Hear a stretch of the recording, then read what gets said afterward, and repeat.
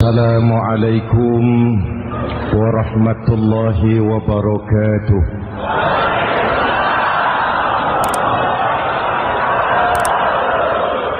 Alhamdulillahilladzi ja'ala Ramadhana syahra siyami lil mu'minin.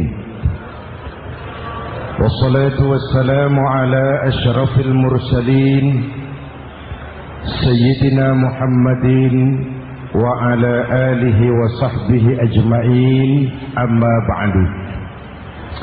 Para ulama yang saya muliakan, para pejabat baik sipil maupun militer yang saya hormati, alhamdulillah malam ini atas izin Allah, mudah-mudahan yang kita laksanakan ini merupakan bagian dari amal ibadah kita di bulan suci Ramadan ini. Hadirin, reformasi terbesar adalah reformasi yang dilakukan oleh baginda Nabi besar Muhammad sallallahu alaihi wasallam. 23 tahun merombak satu bangsa biadab menjadi bangsa beradab, merombak umat yang terpecah belah menjadi umat yang bersatu, merombak masyarakat yang tenggelam dalam kemusyrikan menjadi umat yang bertauhid. Reformasi besar apa yang dilaksanakan oleh Rasul dan apa hubungannya dengan kita sekarang? Ini yang ingin saya sampaikan malam ini. Pertama, beliau melaksanakan reformasi akidah, membebaskan manusia dari kemusyrikan, menyelamatkan manusia dari ketergantungan kepada benda. 13 tahun beliau berjuang di kota Makkah hanya untuk menanamkan la ilaha illallah Muhammadur Rasulullah. Dari sana segalanya dimulai, meletakkan fondasi. Saya yakin tidak ada Tuhan selain Allah dengan seluruh konsekuensinya. Kalau saya yakin tidak ada Tuhan selain Allah, maka saya tidak akan menyembah kecuali hanya kepada Allah. Orang yang benar fondasinya, benar sujudnya. Jelas? Kalau saya yakin tidak ada Tuhan selain Allah, saya tidak akan minta rizki kecuali hanya kepada Allah. Orang yang benar fondasinya, jauh dari korupsi, jauh dari judi.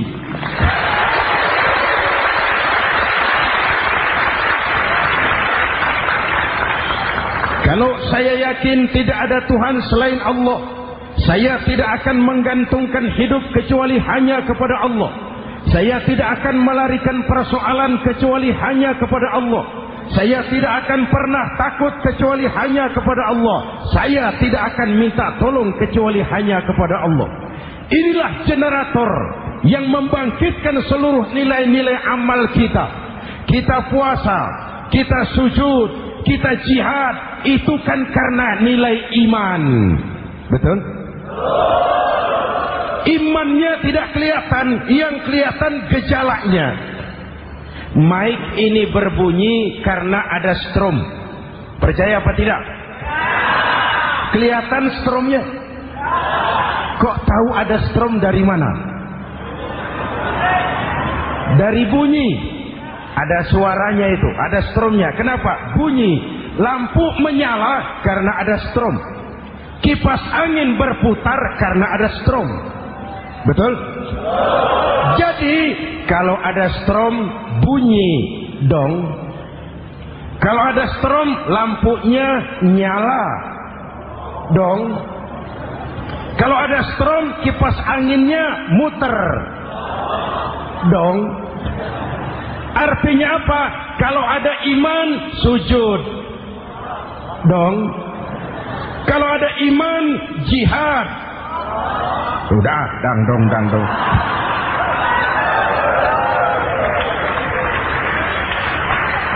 seluruh amaliyah kita hanya refleksi dari nilai-nilai keimanan.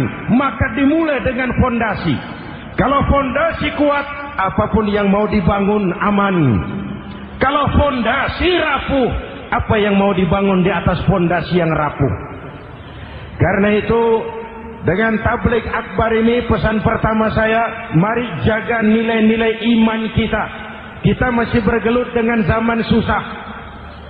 Judi kembali merebak. Narkoba meracuni remaja dan pemuda-pemudi kita. Padahal dua-duanya sumber segala macam kemaksiatan. Judi mendidik orang jadi malas. Dan sejarah belum pernah mencatat ada orang jadi kaya karena judi. Yang bangkrut, yang kere, yang melarat banyak.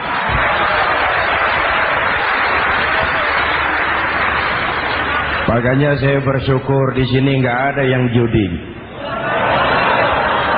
Nggak ada, mana saya nggak lihat di sini. Entahlah kalau di luar sini.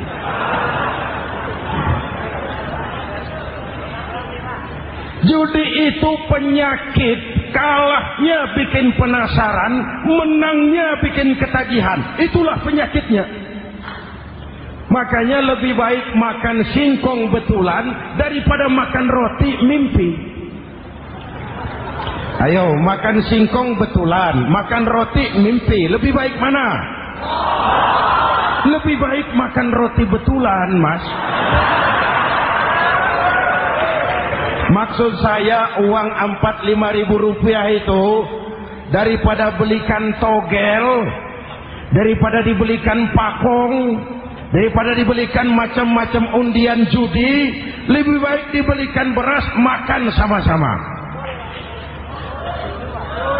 Hadirin yang saya hormati, karena iman kita hidup, untuk iman kita berjuang, dalam iman kita ingin kembali menghadap Allah Subhanahu. Dahulu pun orang-orang tua kita berjuang memerdekakan negeri tercinta ini. Apa faktor penggerak utamanya? Iman. Imanlah yang mengajarkan orang-orang tua kita, hubbul watan minal iman. Cinta tanah air bagian daripada iman. Lah, tanah air kita kan bukan Aljazair. Tanah air kita bukan Palestina. Tanah air kita bukan Mesir. Tanah air kita Mencintai Indonesia bagian daripada iman. Yang datang menjajah kebetulan kafir. Nah ini, bertemulah cinta tanah air dengan semangat jihad yang diajarkan agama. Lalu bangkitlah para ulama, bangkitlah para kiai, bangkitlah para santri, berjuang memerdekakan negara tercinta ini. Saya tanya lagi, orang-orang tua kita dahulu berjuang melawan penjajah, senjatanya apa? Bambu runcing. Jenderal mana mau taruhan bambu runcing merdeka melawan tank? Bambu runcing merdeka melawan meriam. Bambu runcing merdeka melawan tentara-tentara profesional yang terlatih dengan baik. Menurut logika tidak mungkin. Menurut kebiasaan tidak bisa. Menurut rasio impossible. Entoh nyatanya kita merdeka. Lalu para pendiri Indonesia dengan jujur mencantumkan dalam mukaddimah Undang-Undang Dasar Negara kita kalimat yang berbunyi, dengan berkat rahmat Allah yang Maha Kuasa. Ada tidak itu dalam pembukaan Undang-Undang Dasar? Ada apa tidak? Pokoknya biar belum pernah baca, ada, gitu saja sudah, biar lancar urusan. Saya yakin kalimat ini bukan lipstick, not decoration only.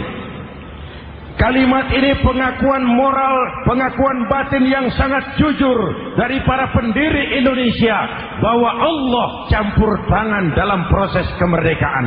Kalau tidak, nggak ada ceritanya bambu runcing merdeka melawan tank.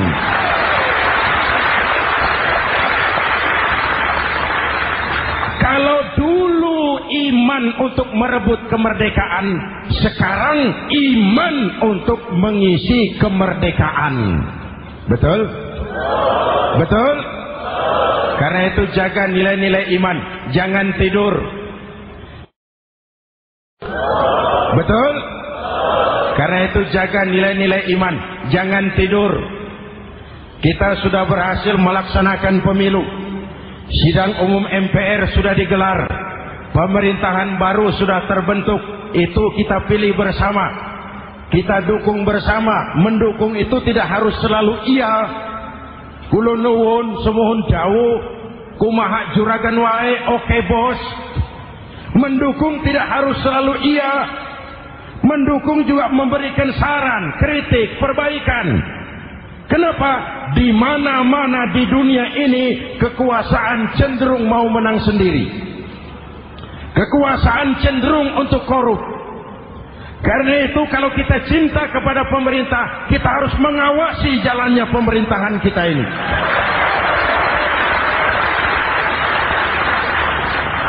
Pengalaman ketika Orde Baru berdiri, kita percaya, kita serahkan penuh, lalu kita tidur.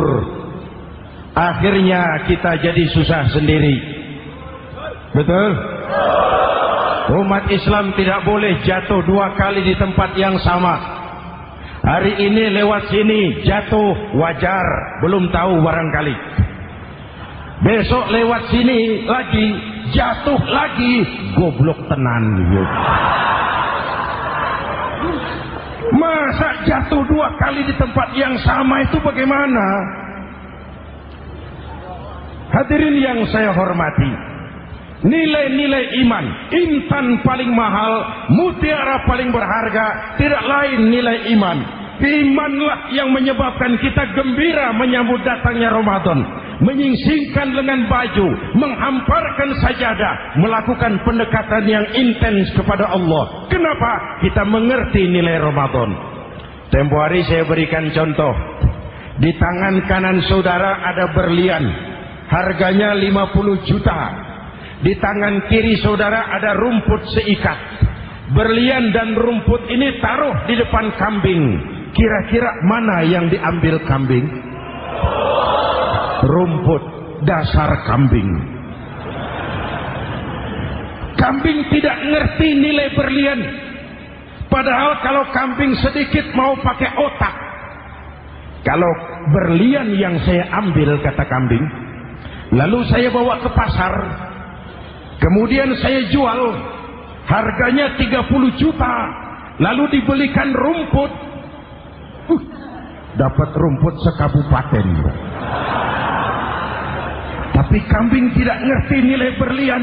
Yang kambing tahu cuma rumput. Kenapa? Hidup kambing cuma melayani perut. Maka kata Imam Ali karramallahu wajhah, orang yang hidupnya hanya untuk melayani perut,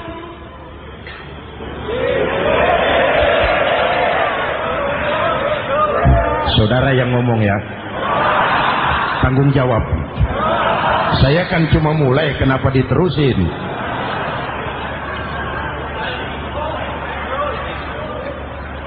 Hadirin yang saya hormati, jaga iman baik-baik, wariskan kepada anak-anak kita. Mereka harapan kita semua.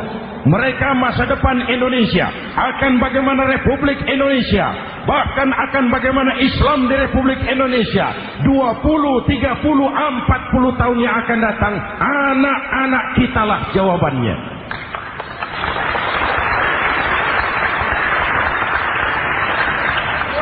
Mereka mau jadi apa, persilahkan, asal iman merupakan landasan hidupnya. Anak-anak kita boleh jadi jenderal, asal jenderal beriman. Boleh jadi pejabat, pejabat beriman. Jadi pengusaha, pengusaha beriman. Kalau iman landasannya aman. Jadi pengusaha, pengusaha beriman, insya Allah timbangannya tidak curang. Ekonomi lancar, masyarakat tenang. Jadi petani, petani beriman, insya Allah tidak menggarap tanah yang bukan miliknya.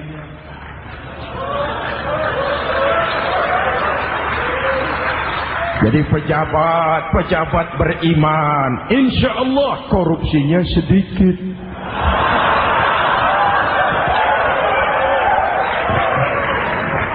Jadi jenderal beriman, insya Allah berjuangnya bersama ulama, bukan nangkepi ulama.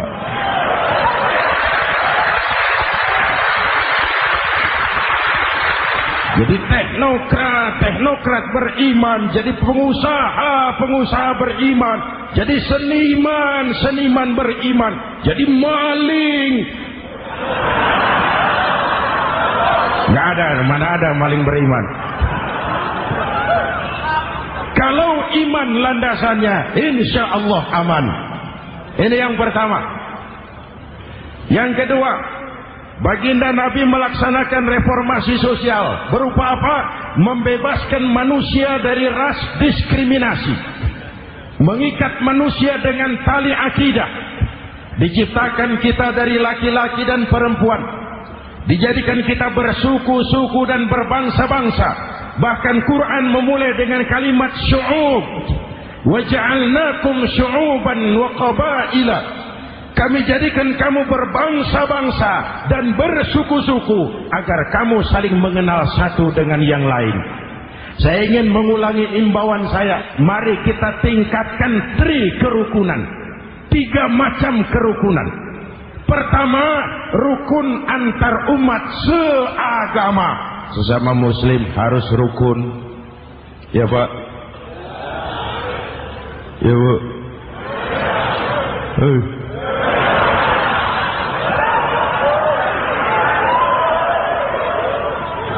Malam ini saya tidak merasa sebagai tamu di sini. Saya hanya keluarga di tengah-tengah keluarganya.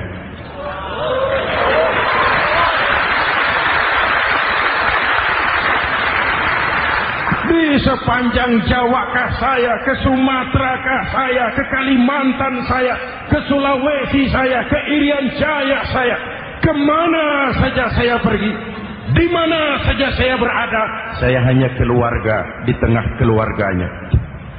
Sebagai muslim kita terikat akidah. Sebagai bangsa kita punya komitmen. Kita ingin bersatu nusa, satu bangsa, satu. Inilah kita. Hadirin yang saya hormati, rukun antar umat seagama. Hura-hura pemilu sudah lewat. Ekses-eksesnya harus kita hilangkan. Boleh jadi kemarin-kemarin karena berbeda kaos sama teman gak teguran. Yang sudah, yang penting sekarang ke depan. Sudah capek kita rakyat diobok-obok. Sudah datang saatnya kita meluruskan saf, merapatkan barisan, menggalang semangat kebersamaan. Rukun antar umat seagama. Begitulah malam ini saya hadir di tengah keluarga sendiri. Yang mengikat kita apa? Akidah. Di masjid kita ditemukan, dan inilah simbol kehidupan umat. Tadi kita sholat isya dan tarawih di sini, menghadap ke arah yang sama, menyembah Allah Tuhan yang sama, melakukan gerak yang sama, membaca bacaan yang sama, dengan bahasa yang sama. Betul? Tapi kita datang dari segala penjuru. Kita datang dari sebelah lor, sebelah kidul, sebelah wetan, sebelah kulon. Di sini di masjid ini kita menghadap ke arah yang sama.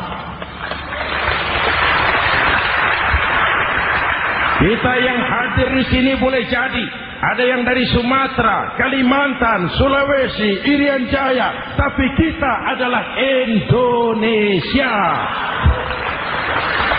Jelas? Jelas? Saya sering kasih contoh. Coba kalau sholat pakai bahasa masing-masing, ramai masjid, bingung malaikat. Ini Indonesia ramai karena tiap provinsi sholat pakai bahasa masing-masing.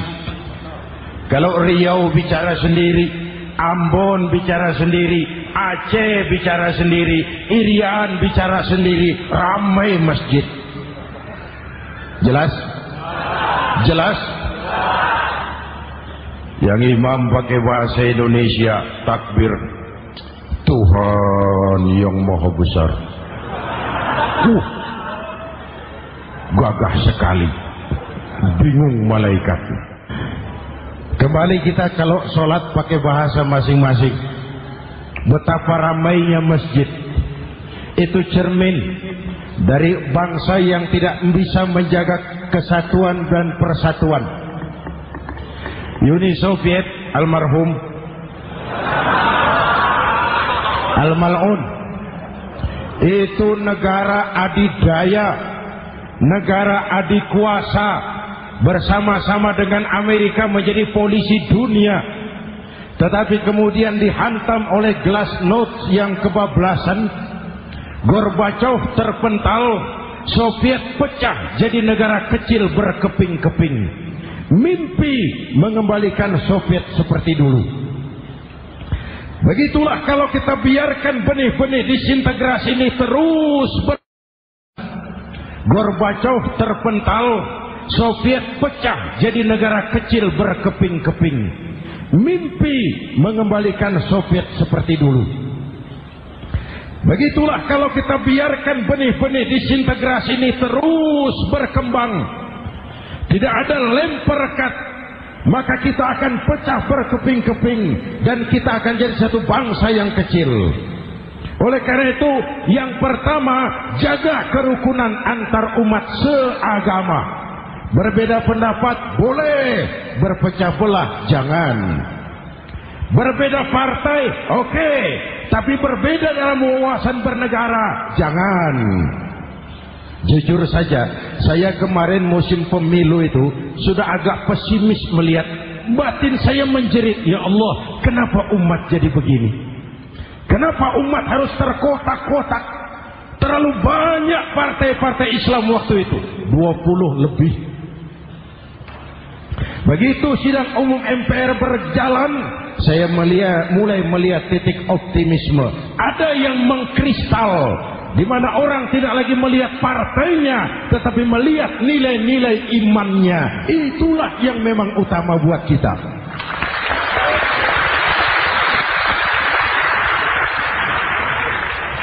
Ini yang pertama, rukun antar umat seagama. Yang kedua, rukun antar umat beragama.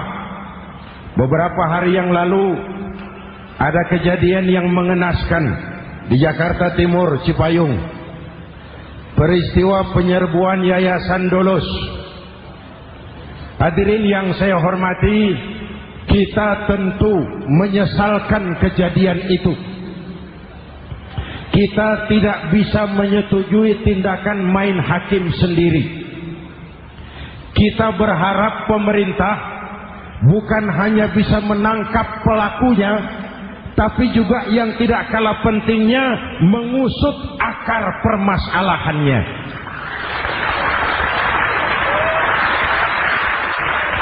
Kenapa itu terjadi?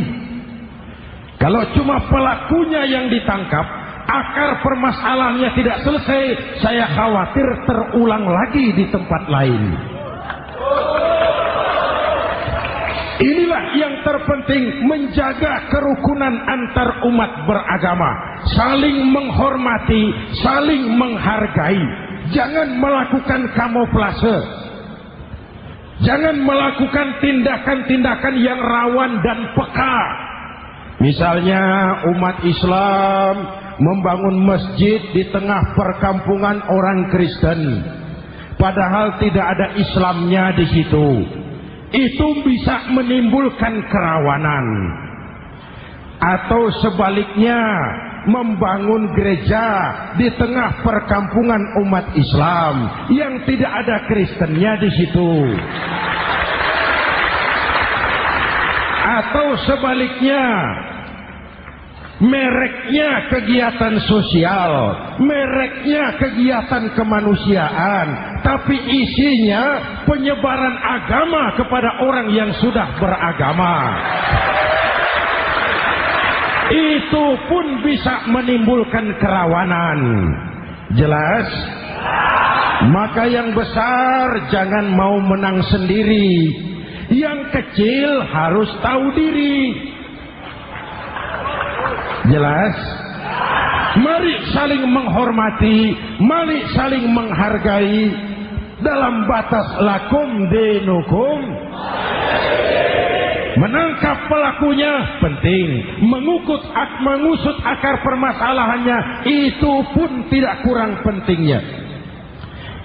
Hadirin yang saya hormati, Islam agama toleran, baik dari prinsip ajarannya maupun dari sikap umatnya.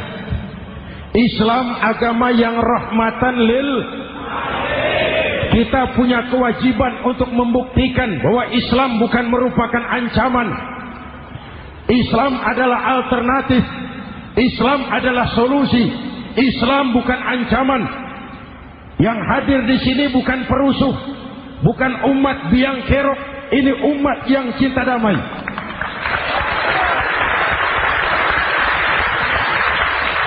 Ini umat yang tidak pernah mencari-cari musuh, tapi juga tidak akan pernah lari kalau bertemu musuh. Mari kita jaga kerukunan antar umat beragama. Jangan sampai peristiwa Dolos terulang lagi di tempat-tempat lain. Saling menghargai, saling menghormati.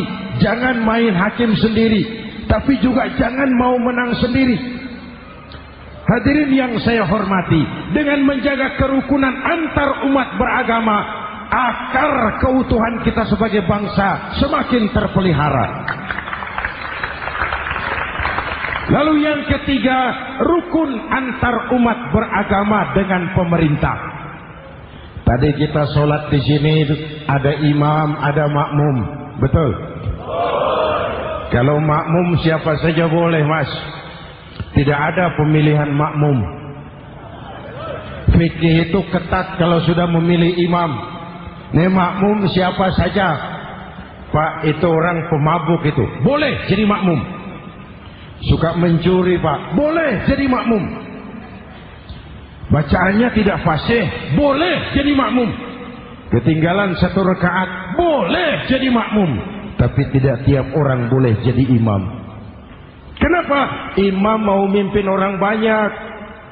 Kalau dia bodoh, bagaimana nasib makmumnya?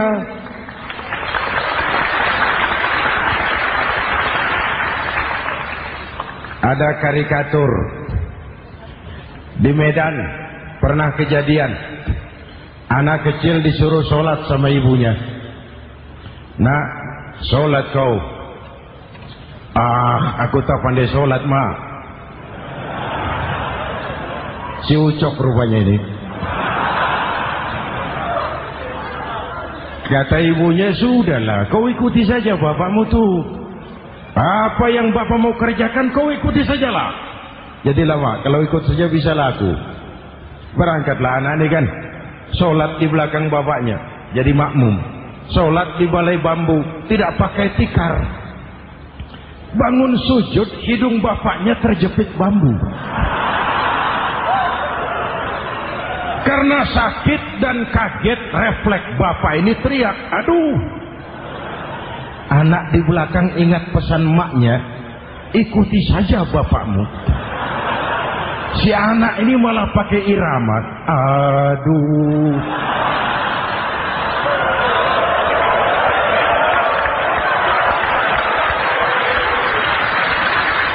Lah, ada yang lebih gendeng lagi.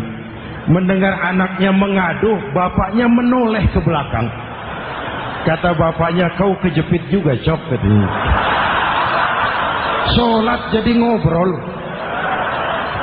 Kalau makmum dan imam sama bodohnya, rusak sholat ini.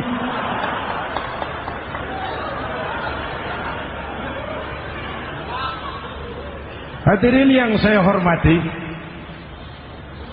rukun antar umat beragama dengan pemerintah yang legitimate, yang dihasilkan lewat proses demokrasi. Benarnya kita dukung, salahnya kita tegur, kita kritik, kita perbaiki, kita berikan saran-saran yang baik. Sekali lagi, jangan tidur. Sudah lewat masanya Kemarin-kemarin kita menghadapi satu masa yang penuh krusial. Sudah datang saatnya kita bersama-sama bahu-membahu mengatasi kesulitan besar yang tengah kita hadapi sekarang ini. Dengan 3 kerukunan ini, insya Allah keutuhan kita sebagai bangsa akan lebih terpelihara.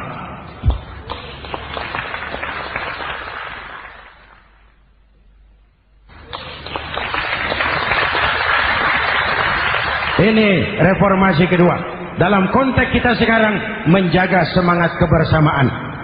Saya sering mempopulerkan di masyarakat kita, umat Islam bangsa Indonesia seperti 5 jari ini. Kalau kompak, apa yang tidak terpegang? Tapi kalau berpecah belah, apa yang mau dipegang? Yang ini namanya ibu jari. Umaro ini, pemerintah. Kerja apa saja kalau sudah diginikan pemerintah, lumayan. Begini kiamat, Mas. Legalitas. Umaro. Yang ini telunjuk, alat untuk menunjuk. Ini orang yang punya uang, orang kaya, para pengusaha, investor. Kita perlu untuk memulihkan roda perekonomian kita. Di mana-mana kalau orang sugih nunjuk, lancar urusan, Pak. Coba kita yang melarat nunjuk-nunjuk ini, nggak laku, Pak. Makanya kata orang, serba salah jadi orang susah, tapi lebih susah jadi orang serba salah. Serba salah jadi orang susah, tapi lebih susah jadi orang serba salah. Telunjuk. Yang ini jari tengah lah ini. Di tengah dia, ke kanan tidak, ke kiri tidak.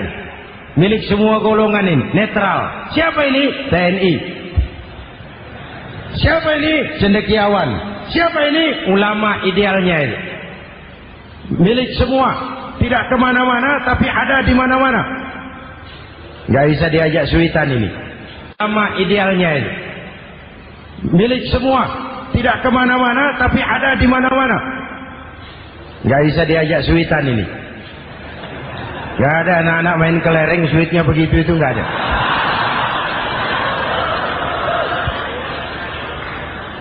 Ini jari manis. Remaja, pemuda, masa muda, masa yang paling manis. Semua harapan milik pemuda. Belum pernah saya dengar ada orang pidato, para kakek-kakek harapan bangsa, belum pernah. Mesti kalau sudah harapan umat, pemuda, harapan negara, pemuda, harapan agama, pemuda, harapan bangsa, pemuda, harapan pemudi. Jari manis. Yang ini kelingking, jari paling kecil ini. Ini kaum wanita ini. Perempuan kecil tapi mantap. Masya Allah. Ini ibu jari ini besar ini. Sweet ketemu kelingking, kalah ibu jari ini. Di mana-mana kekuasaan sering kalah sama perempuan. Siapa yang mendorong-dorong Nabi Adam memetik pohon buah khuldi? Kelingking. Kelingking. Kelingking. Julius Kaisar tunduk kepada Cleopatra. Siapa Cleopatra? Kelingking. Napoleon, singa daratan Eropa, the Lion of Europe, luas kekuasaannya, hebat tentaranya, bertekuk lutut di bawah kaki Margaret Josephine. Kelingking. Hadirin yang saya hormati, kalau 5 pilar ini bersatu, ringan sama dijinjing, berat sama dipikul, kita akan jadi satu bangsa yang kuat. Jelas? Jelas? Dengan Ramadan, dengan tabligh akbar malam ini, mari kita jaga semangat kebersamaan. Saya selalu mengingatkan sekarang lebih banyak tukang kompor daripada tukang lem. Lebih banyak tukang kompor daripada tukang lem. hangati sana, sulut sini, bakar sana, panasi sini, terbakar kita, dia lari tepuk tangan, dan kita yang rugi. Jelas? Jelas? Ini hal yang kedua. Reformasi sosial mengikat manusia dengan tali akidah, mempersaudarakan manusia dari manapun orang datang, apapun warna kulitnya, dari suku apapun ia dilahirkan, kalau akidahnya sama, itulah saudara kita.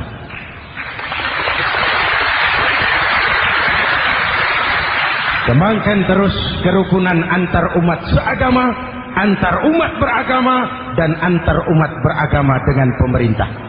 Muslim bagaikan satu tubuh. Jikalau yang satu sakit, yang lain ikut merasakan sakit. Muslim bagaikan sebuah bangunan, yang satu sama lain harus saling memperkuat. Ada yang jadi tiang, tentu. Ada yang jadi pintu, memang. Ada yang jadi genteng, iya. Tapi satu sama lain harus saling memperkuat. Tidak bisa genteng ngomong sama tiang. Kata genteng, saudara tiang, kamu sih enak. Saya setengah mati, kata genteng. Hujan kehujanan, panas kepanasan, kadang-kadang anak-anak nakal saya dilontari batu, kata genteng. Yang jadi tiang ngomong lagi, kata tiang, saudara genteng, jangan sembarangan kalau ngomong. Kamu kira kamu bisa nongkrong di atas? Itu gara-gara siapa, genteng? Aku yang topang dari bawah, kata tiang. Kamu jadi anggota DPR, jadi anggota MPR, jadi pejabat, kami rakyat yang angkat.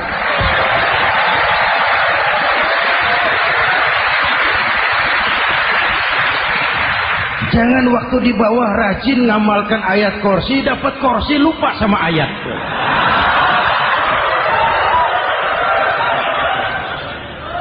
Mari ringan sama kita jinjing, berat sama kita pikul, duduk ya kita sama rendah, berdiri kita sama tegak. Tidak ada warga negara kelas 1 di Republik ini. Ini reformasi kedua. Yang ketiga, reformasi menegakkan keadilan, menyelamatkan manusia dari kezaliman. Sebelum Islam datang, sebelum Rasul datang, manusia dibedakan oleh hartanya, manusia dibedakan oleh warna kulitnya, manusia dibedakan oleh keturunannya. Beliau dengan tegas mengajarkan, innallaha la yanzuru ila suwarikum wala ila amwalikum walakin yanzuru ila qulubikum wa a'malikum. Allah tidak melihat potonganmu, Allah tidak melihat hartamu. Yang Allah lihat itu hatimu dan amal perbuatan.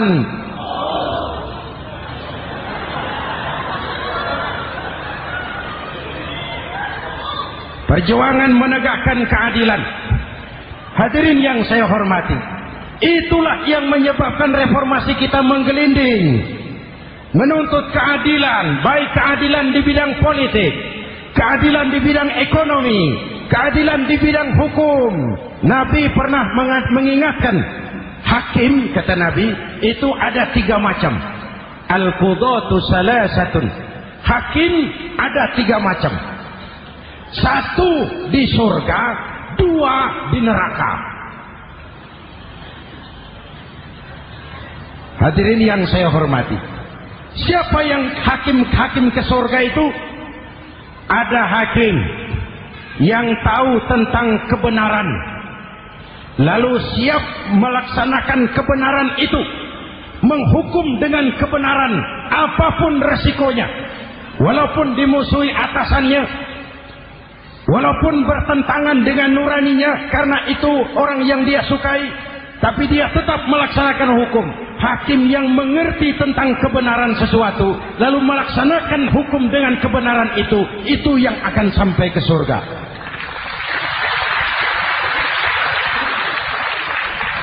Yang kedua, ada hakim tahu tentang kebenaran, tapi tidak mampu melaksanakan hukum dengan kebenaran itu.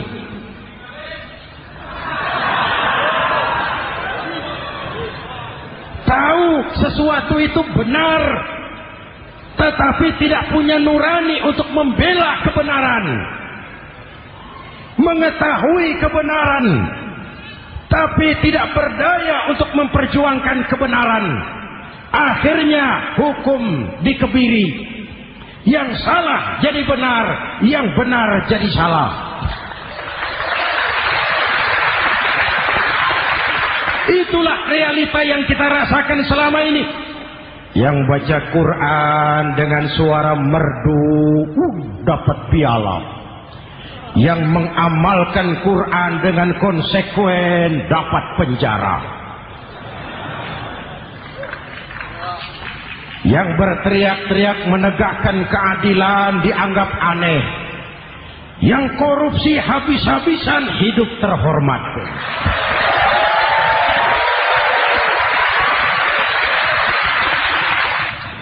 Jadi yang kedua tadi hakim yang tahu kebenaran tetapi tidak mampu melaksanakan hukum sesuai dengan kebenaran. Diperkosanya kebenaran, ditekannya hati nuraninya, sehingga ini yang mengakibatkan terlukanya perasaan keadilan. Yang ketiga lebih celaka lagi, ada hakim yang tidak mengerti tentang kebenaran lalu melaksanakan hukum dalam ketidakmengertiannya. Bodoh melaksanakan hukum dalam kebodohan, itu pun menyebabkan orang masuk neraka. Na'udzubillah.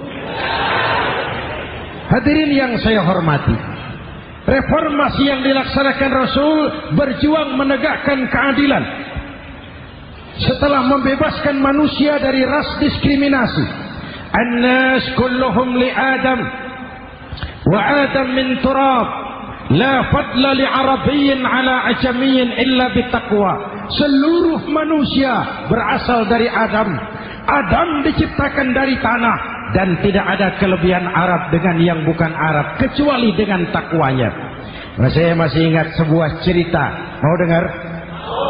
Mau dengar? Pada waktu Umar bin Khattab radhiyallahu anhu menjadi khalifah, menjadi Amirul Mukminin, itu yang jadi gubernur di Mesir adalah Amr bin As.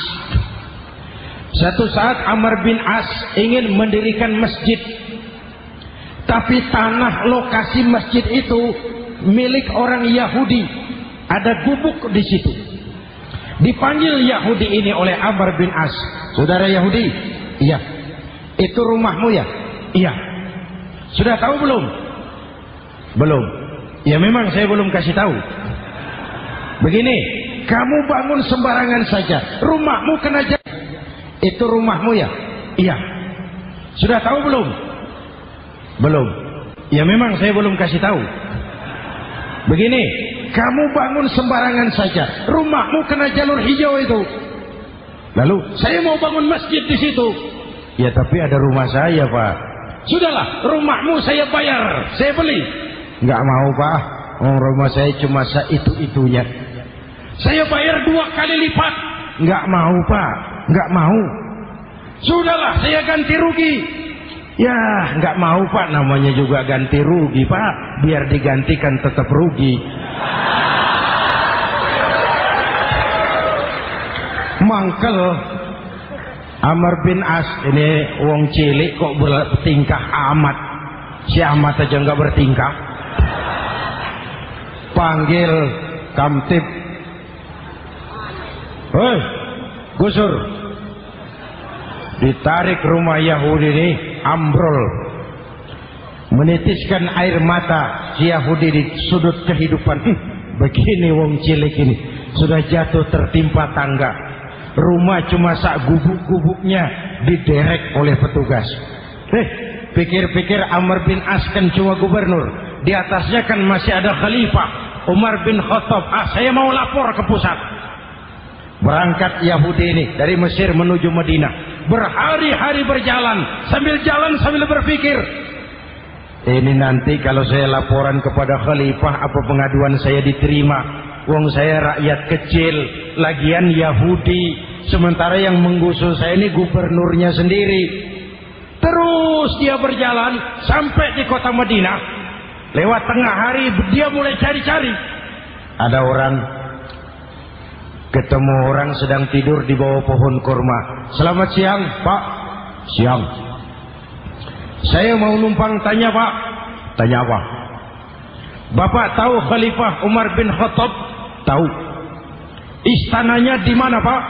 Istananya di atas lumpur. Di atas lumpur? Iya. Pakaian kebesarannya apa, Pak? Sutra? Bukan. Pakaian kebesarannya malu dan takwa. Pengawalnya banyak, Pak. Banyak? Berapa peleton? Pengawalnya yatim, orang jompo, kelompok mustad'afin, orang-orang lemah, janda-janda tua.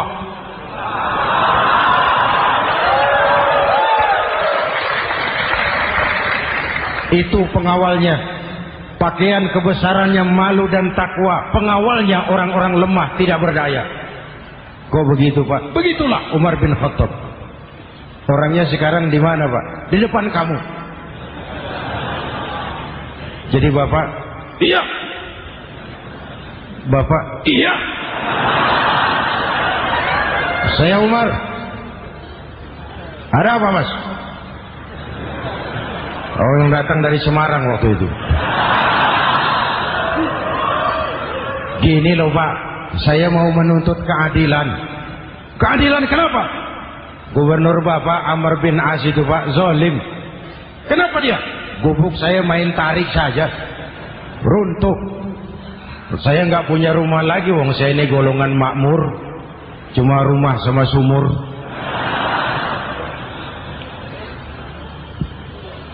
Lalu untuk apa? Katanya dia mau bangun masjid di situ, Pak. Dipaksanya rumah kamu ditarik sampai runtuh. Iya. Yahudi? Ya, Pak. Itu ada tempat sampah ya. Betul, Pak. Di situ banyak tulang unta. Coba kau cari satu tulang unta bawa ke sini. Bingung Yahudi. Pak, saya jauh-jauh dari Mesir ke sini ini mau cari keadilan. Kalau tulang unta di Mesir juga banyak, Pak. Sudahlah, kau ambil saja tulang itu. Berangkat Yahudi penuh tanda tanya, ambil sebuah tulang unta, diberikan kepada Khalifah Umar bin Khattab. Tulang ini diambil, Umar hunus pedangnya, dengan ujung pedang dibuat garis lurus di atas tulang unta itu. Rak. Selesai. Yahudi? Iya, Pak. Sekarang kau kembali ke Mesir, serahkan tulang ini kepada Umar bin Amr bin As. Makin bingung Yahudi. Jauh-jauh datang kemari kira mau dapat keadilan, cuma dapat tulang. Ya sudahlah, namanya wong cilik, berangkat dia pulang ke Mesir. Berhari-hari sampai di Mesir. Pak Gubernur, ya, lapor. Ada apa Yahudi? Saya dari pusat. Loh, kamu dari Madinah? Iya, Pak. Ngapain sih kamu ke sana-sana? Nuntut keadilan. Kamu bertemu Khalifah? Ketemu, Pak. Terus tulang.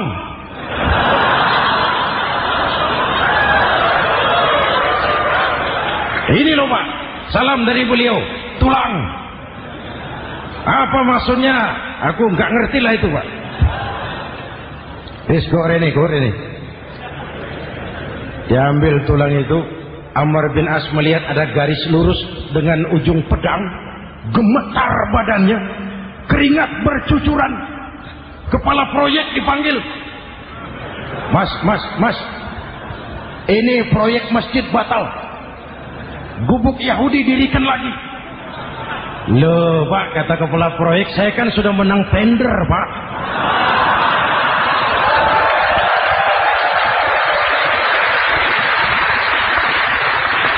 Wes, gak ada urusan. Sampean mau menang mau kalah tender, proyek batal. Itu gubuknya Yahudi dirikan lagi. Yahudi makin bingung. Ada gubernur dapat tulang gemetar. Pak Gub, ya, sebenarnya apa yang terjadi? Apa-apa?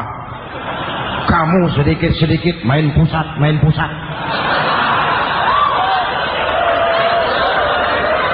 Bu, yang ngomong dulu toh.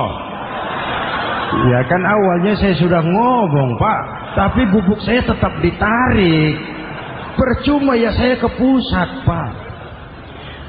Saya dapat teguran keras dari khalifah. Tahu kau apa artinya ini? Seolah beliau berkata, "Hei Amr bin As, jangan mentang-mentang sedang berkuasa kau bertindak seenakmu. Berlaku lurus dan adillah kamu seperti lurusnya garis di atas tulang ini."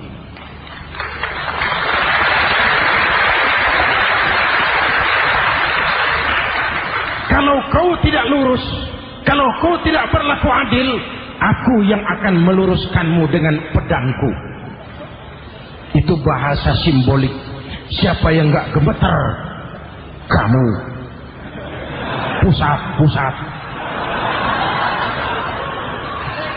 Wedus. Ya ini nek coro kita. Oh Pak, kalau begitu Islam adil ya Pak? Adil. Jadi saya menang Pak. Menang kamu. Padahal saya Yahudi. Tapi menang ya. Menang. Pak, sudahlah kalau begitu Pak. Bagaimana? Itu gubuk saya ambil saja Pak. Tanah-tanahnya gubuk-gubuknya Bapak ambil. Silakan kalau mau dibangun masjid. Tidak cuma sekedar itu Pak. Mulai hari ini Bapak dengarkan, asyhadu an la ilaha illallah wa asyhadu anna Muhammadar Rasulullah.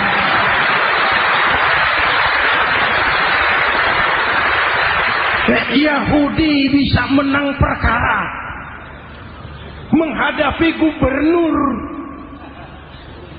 Kalau ini terjadi di Indonesia,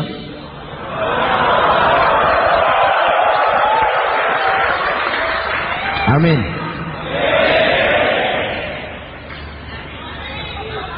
Oke, lalu siapa pemimpin adil itu? Setiap kita kan pemimpin. Presiden pemimpin di negaranya, gubernur pemimpin di provinsinya, bupati pemimpin di kabupatennya, Pak Camat pemimpin kecamatannya, Pak Lurah pemimpin di kelurahannya, suami pemimpin di rumah tangganya, anak muda pemimpin bagi dirinya. Dan setiap kita akan dimintakan tanggung jawab. Anak muda pemimpin buat dirinya, nanti diminta tanggung jawab. Hei, kakimu kau bawa jalan kemana? Tanganmu ngambil apa? Lidahmu bicara apa? Matamu menteleng. Apa yang dilihat? Seluruhnya akan dimintakan pertanggungan jawab. Marilah kita jadi orang yang adil kepada diri, kepada keluarga, dan akhirnya kepada masyarakat, bangsa dan negara. Hadirin yang saya hormati, satu ayat yang sering dibaca pada akhir khutbah khatib Jumat, innallaha ya'muru bil adli wal ihsan.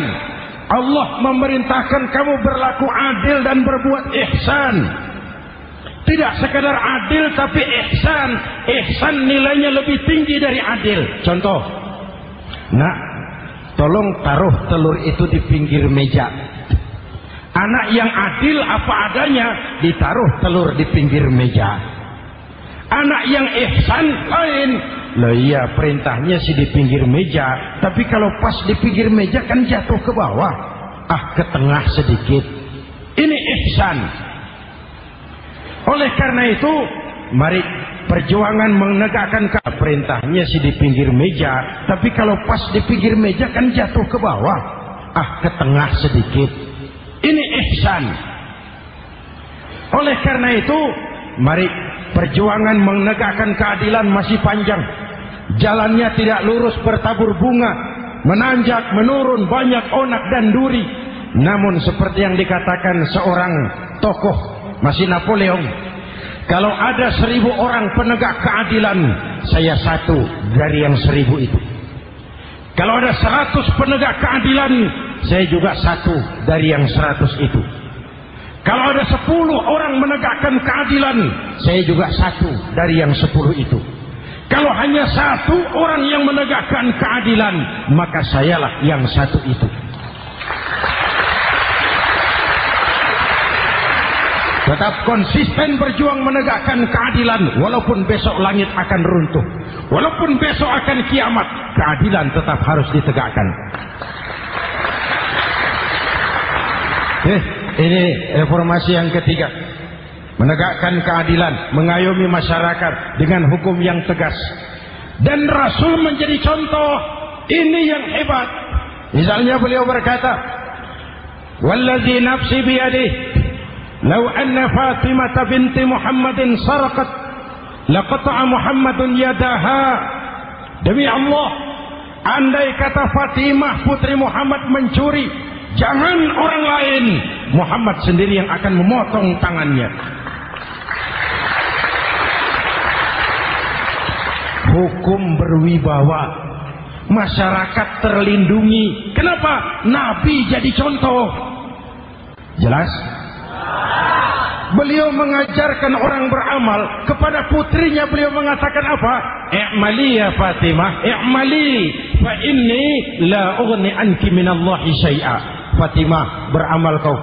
Fatimah, beramal kau. Fatimah, solat kau. Fatimah, puasa kau. Fatimah, zakat kau. Fatimah, haji kau.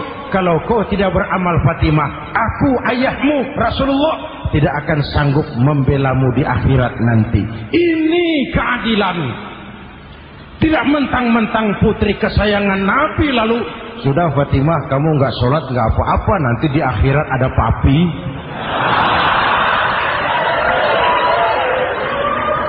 Jauh dari semangat nepotisme.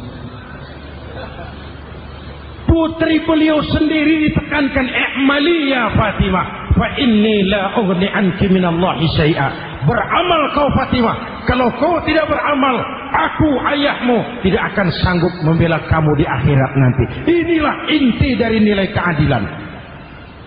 Jauh dari nepotisme, apalagi kolusi. Hadirin yang saya hormati, lalu saya masuk kepada yang keempat. Reformasi keempat yang dilaksanakan oleh baginda Rasul, menyelamatkan manusia dari gaya hidup sekuler, menyelamatkan manusia dari gaya hidup materialis, mengajarkan keseimbangan. Ada hidup sesudah mati, ada akhirat sesudah dunia. Betul? Betul? Kalau saja tidak ada hidup sesudah mati, kalau saja tidak ada akhirat sesudah dunia, persilahkan hiduplah saenake, nek perlu saenake udelmu dhewe.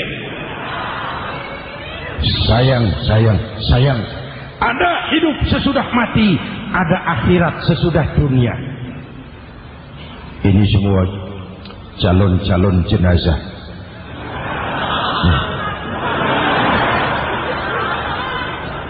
Calon lurah belum tentu jadi lurah.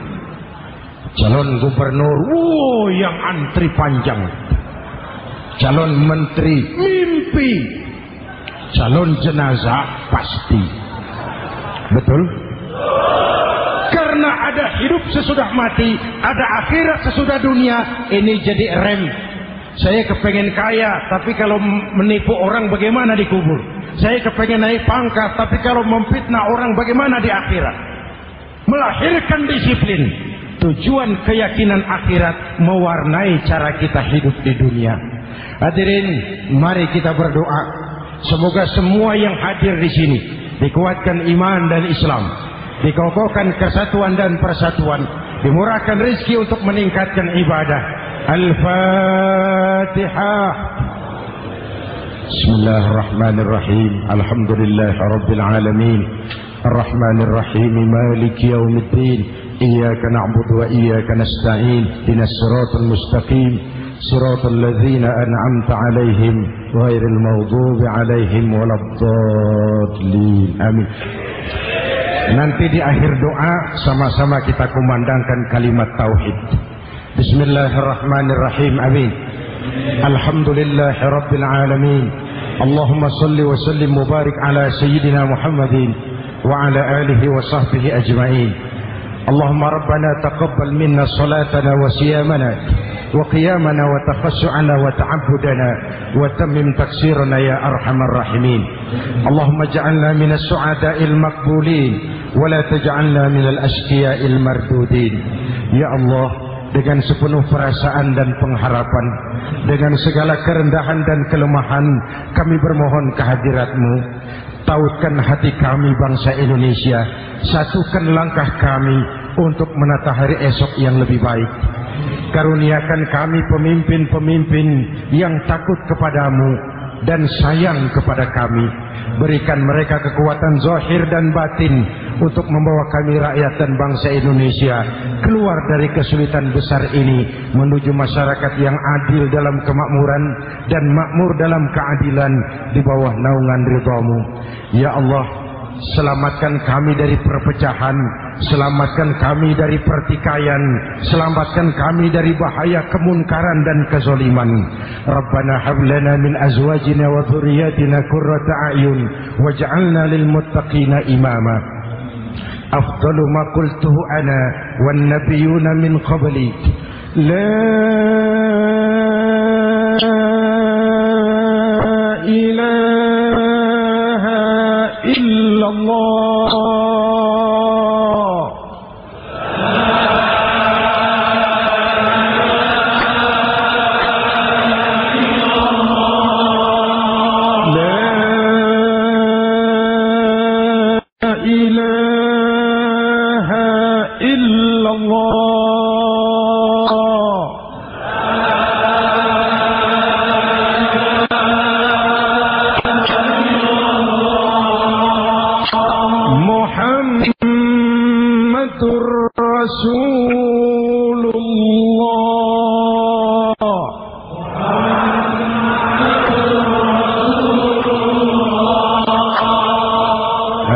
صلى الله عليه وآله وسلم كلمة حق عليها نحيا وعليها نموت وعليها نبعث إن شاء الله من الأمين. ربنا آتنا في الدنيا حسنة وفي الآخرة حسنة وقنا عذاب النار وآخر دعوانا أن الحمد لله رب